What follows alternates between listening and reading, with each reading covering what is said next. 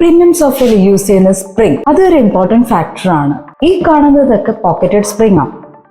നമ്മളെല്ലാവരും കേട്ടിട്ടുണ്ട് pocketed spring, Bonnell spring, spiral spring, അങ്ങനെ കുറേ സ്പ്രിങ്സിനെ കുറിച്ച്. ഇതൊക്കെ എന്താണെന്ന് നിങ്ങൾക്കറിയോ? ഇന്ന് ഞാനിത് തുറന്ന് തന്നെ കാണിക്കാം. ബോണൽ സ്പ്രിംഗ് എന്ന് പറയുമ്പോൾ എല്ലാ സ്പ്രിങ്ങും കൂടെ ജോയിന്റ് ആയിരിക്കും. പക്ഷെ പോക്കറ്റഡ് സ്പ്രിംഗ് എന്ന് വെച്ചാൽ ഇൻഡിവിജ്വൽ സ്പ്രിംഗ് ആയിരിക്കും. ഇത് പോക്കറ്റഡ് സ്പ്രിങ്ങിന്റെ സാമ്പിൾ ആണ്. ഇതൊന്ന് കട്ട് ചെയ്ത് തന്നെ കാണിച്ചു തരാം. നിങ്ങൾക്കും അറിയണ്ടേ ഇത് എങ്ങനെ ഇരിക്കുന്നു. ഇതേമാതിരി എല്ലാ സ്പ്രിങ്ങും ഓരോ കവറായിട്ടായിരിക്കും പോക്കറ്റഡ് സ്പ്രിങ്ങിനകത്ത് കാണുക. പക്ഷെ ബോണലിൽ ഈ കവറിങ് കാണത്തില്ല. ഇതൊക്കെ ജോയിന്റ് ആയിരിക്കും. ഈ ഒരു പീസും കൂടെ കട്ട് ചെയ്ത് നിങ്ങൾ കാണിച്ചു തരാം. ഇത് കണ്ടോ? ഇതേപോലെ ഇൻഡിവിജ്വൽ ആയിട്ടായിരിക്കും ഇതിനകത്തിരിക്കുന്ന ഓരോ പോക്കറ്റഡ് സ്പ്രിങ്ങും ഇരിക്കുക. പോക്കറ്റഡ് സ്പ്രിംഗ് എന്ന് പറഞ്ഞപ്പോഴും അതിന്റെ ലോജിക് മനസ്സിലായല്ലോ. ഓരോ സ്പ്രിങ്ങിനും ഓരോ പോക്കറ്റ്സ് കാണും. അതാണ് ഈ പോക്കറ്റഡ് സ്പ്രിംഗ്.